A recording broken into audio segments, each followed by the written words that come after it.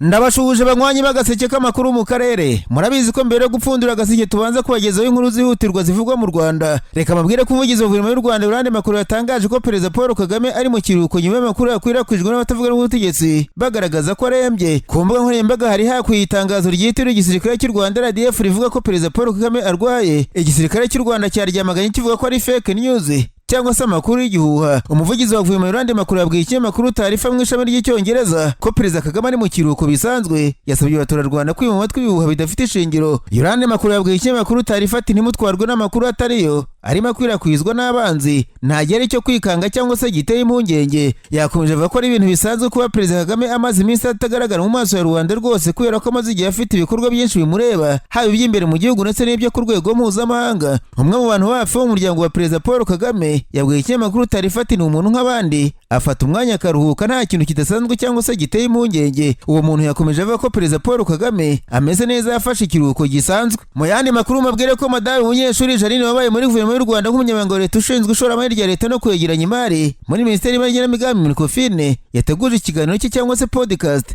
kizajya gitambuka kuri YouTube. Mu mashusho yashyize hanze Madame Jeanine umunyeshuri yavuze ko ari ikiganiro cye kizaba cyitwa Kitchen Summit. Ati ikiganiro cyanjye Kitchen Summit ni ahantu ho kuganirira, gutekereza byagutse, gutekereza byisumbuye no gutanga umwanya wo kuganira byimbitse. Ni umunyeshuri by'iteka ryose ni Jeanine umunyeshuri. Nta makuru arambuye Madame umunyeshuri yatanze kuri icyo kiganiro bijyanye n'igihe kizajya gisohokera, niba azajya gikora wenyine cyangwa se azagira abatumirwa. Muri 2023 nibwo Jeanine umunyeshuri yagizwe umunyamabanga wa leta ushinzwe ishoramari rya leta no kwegeranya imari muri Minicofine. Ni umwanya yavuyeho muri 2024 nyuma yo kwirukanwa muri Guverinoma. Ni umwanya yavuyeho umwaka ushize nyuma yo kwirukanwa muri Guverinoma. Ntihatangajwe impamvu nyakuri yatumye Madame umunyeshuri yirukanwa kuri izo nshingano. Mbere yo kujya muri izo nshingano, Jeanine umunyeshuri yari umuyobozi ushinzwe igenamigambi muri kaminuza y'ubuvuzi ya Global Health Equity ndetse akaba ari mu bagize inama y'ubutegetsi yayo.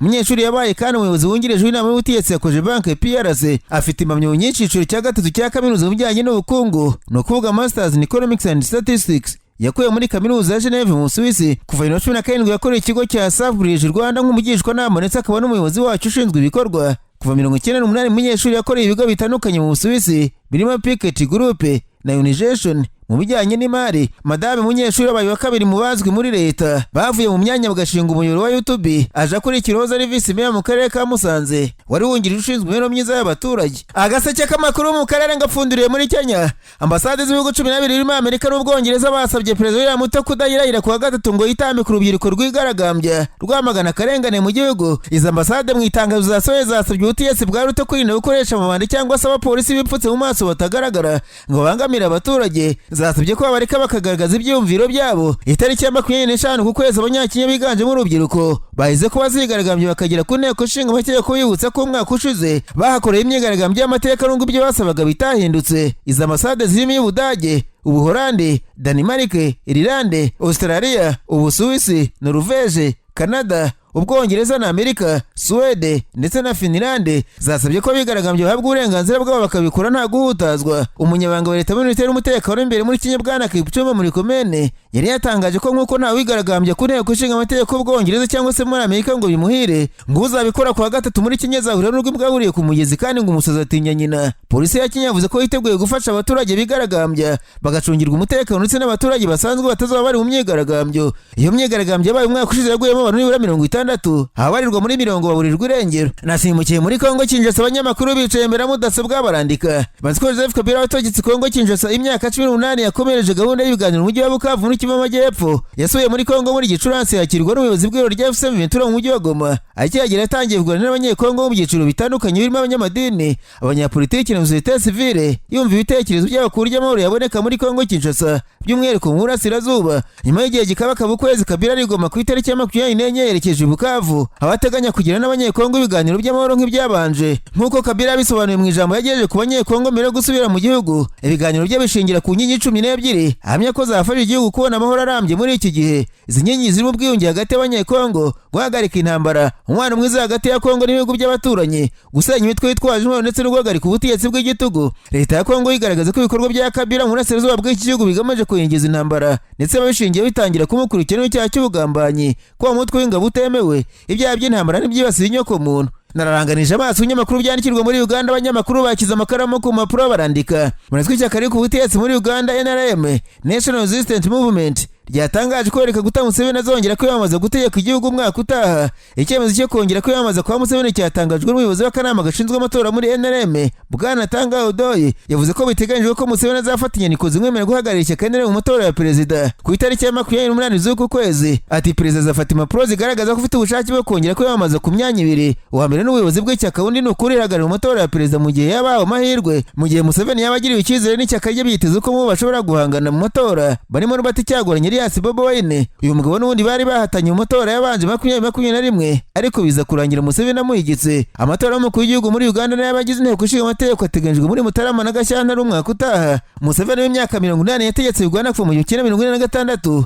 ibimushyira ku mwanya wa 4 ku rutonde rw'abategetsi bo muri Afurika barambye ku butegetsi. Nyiri muri Uganda bambwira ko bashinzwe ubutasi babiri bakuru mu gisirikare cya Uganda PDF baherutse gutabwa muri yombi bitegetswe n'umugaba mukuru w'ingabo za Uganda Jean Muzikene Rugaba. Bamenyekanye ko ari ba Colonel Peter Imbisibwe, umuyobozi w'umutwe ushinzwe kurwanya iterabwoba mu butasi bwa gisirikare, na Lieutenant Colonel Ephraim Byaruhanga, umuyobozi w'ibikorwa bidasanzwe. Ifatwa ryabereye ku cyicaro gikuru cy'ingabo gishinzwe ubutasi bwa gisirikare n'umutekano Imbuya, rifitanye isano n'iperereza rikomeje gukorwa ku bikorwa bivuga ko ari ukwigomeka. Amakuru aturuka mu gisirikare yavuze ko abasirikare bakuru bakekwa ko buri mitwe ishobora kuba yaracengewe n'abakozi b'umutwe w'iterabwoba ADF, umutwe wagabye ibitero byinshi by'iterabwoba muri Uganda no mu karere. Amakuru ava mu nzego zo hejuru agera mu kinyamakuru Chimp Report aravuga ko kimwe mu byaha bavuga ngo nuko amashami yabo yinjiriwe kandi agakoreshwa mu kugeza amakuru y'ibinyamakuru abayobozi bakuru b'ingabo. Bakomeza bavuga bati ibi byatumye haba amakosa muri operations kandi bituma havuka ibibazo bijyanye n'ubunyangamugayo bw'inzego z'umutekano imbere muri UPDF. Nubwo ibirego bashinjwa bitaratangazwa gufatwa ngo ryerekane indi ntambwe mu gikorwa cya Jean Muzikene Rugaba cyo gusukura inzego z'ubutasi za gisirikare. Kuri abasirikare bakuru bombi barafunzwe kandi biteganyijwe ko bazakomeza kubazwa mu gihe iperereza rigikomeje. Agaseke k'amakuru mu karere ngapfunikira nkuru abanyamakuru bakozeje ba muri no barandika. Maratswe umuhanga mu gihugu ukomoka mu gihugu cy'u Burundi Andreni kugiza atangaza ko mu gihe nta gikozwe kandi kihuta igihugu cy'u Burundi kigiye gutembagara burundu bitewe n'uko ubukungu bw'iki gihugu bwifashe nabi. Andreni kugize ko bwavuga ko igihugu kigiye gutembagazwa n'uko leta itigeze mu bimanuro yagiye ihabwa n'abahanga mu by'ubukungu badasiba kugaragaza ku bijyanye n'ubukungu bw'igihugu, aho niko bwagiye bwikubirwa na bamwe. Uyu muhanga mu by'ubukungu agaragaza ko igihugu cyasubiye inyuma cyane muri manda y'imyaka 5 ya Perezida Evariste Ndayishimiye, kuko muri iki gihe igihugu cyagwije ibisambo n'ibisahiranda bitita ku nyungu z'abaturage ahubwo ngo birashyira mu mifuka yabyo. Asobanura ko bimwe mu byatumye igihugu gisubira inyuma harimo umusaruro ukomoka ku buhinzi wagabanutse kubera ko leta yanze gutanga ifumbire ku gihe, imbuto z'indobanure no gushyigikira inzego zitandukanye zikora ibijyanye n'ubuhinzi. Ibi byatumye umusaruro ugabanuka kugera kuri 40% ndetse igice kinini cy'abaturage batwa n'ubukene abandi bicwa n'inzara, aho 75% by'abarundi bahuye n'ubukene bukabije kandi hafi abagera kuri 6 bangana kimwe cya kabiri cy'abaturage bose bari mu bukene. Abana 6 mu 10 bafite ikibazo cy'imirire mibi kubera kuri ibyo kurya bihagije nk'uko bitangazwa n'imiryango mpuzamahanga, ndetse n'abahanga batandukanye bose bakabona ubitayeho wo kubavugira cyangwa se kubareberera. Kubera kunyereza imitungo y'igihugu babikoze ntibahanwe byatumye urundi butagira imihanda igezweho, amazi meza, umuriro w'amashanyarazi, amabuye y'agaciro aragurishwa, amatoni y'amakara aragurishwa ariko amafaranga akanga kabiyanga. Ibi byose akaba ari byandera kugiza yarabatabariza Burundi, agaragaza ko igihugu kigeze arindimuka bitewe n'uko leta itigeze na rimwe y'ubimanuro ihabwa n'abahanga mu by'ubukungu badahwema kugaragaza ikibazo uko bwije n'uko bukeye. Hanze bambwire ko Minisitiri w'Ingabo muri Israel yatangaje ko hategetse igisirikare cy'igihugu kubura ibitero kuri Iran nyuma yo kwishinja kutubariza agahenge kashyizweho. Ni icyemezo Minisitiri Israel yatangaje kuwa kabiri. Yavuze ko Iran yarashe ibisasu bya misile muri Israel kandi impande zombi zari zemereje guhagarika imirwano. Ibi birego ariko Iran yabihakanye. Ibijyanye n'agahenge hagati ya Israel na Iran byatangajwe bwa mbere na Perezida wa Amerika Donald Trump mu gitondo cyo kuwa kabiri. Iran na Israel mu masaha yakurikiyeho byatangajwe ko byiteguye kubahiriza ku gahenge. Minisitiri w'Ububanyi n'Amahanga wa Iran Abbas Aragachi yavuze ko igihugu cye cyahagaritse kugaba ibitero kuri Israel ku mukino rwo kuwa kabiri. Ati Iran yakunze kubisubiramo idaca ku ruhande. Israel yashoje intambara kuri Iran, ntabwo ari twe twayishoje. Kugeza ubu nta masezerano harajyanye n'agahenge cyangwa se guhagarika ibikorwa bya gisirikare, ariko mu gihe Israel ihagarika ubushotoranyi bwayo ku baturage bitarenze saa 10 za Tahirani, nta gahunda dufite yo gukomeza gusubiza nyuma yaho. Israel yavuze ko yemeye agahenge kasabwe nyuma yo kugera ku ntego z'ibitero kuri Iran.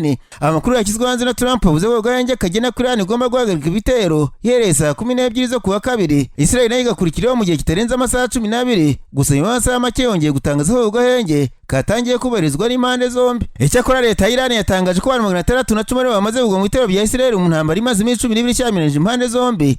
Umuvugizi wa Minisiteri y'Ubuzima Iran Hussein Kimapur yatangaje ko abantu 2486 bakomeretse muri 971 bakiri mu bitaro naho 647 babazwe. Mu bapfuye harimo abana 13 barimo w'amezi 2 ndetse n'abagore 49 barimo 2 bari batwite. Yongeyeho ko abakozi 5 b'inzego z'ubuzima bapfuye, abandi 20 bakomereka. Ibitaro 7 byarasenywe hamwe n'ibigo bitanga ubutabazi bwihuse. Amavuriro n'ibangukira gutabara 9 ngo ziratwikwa.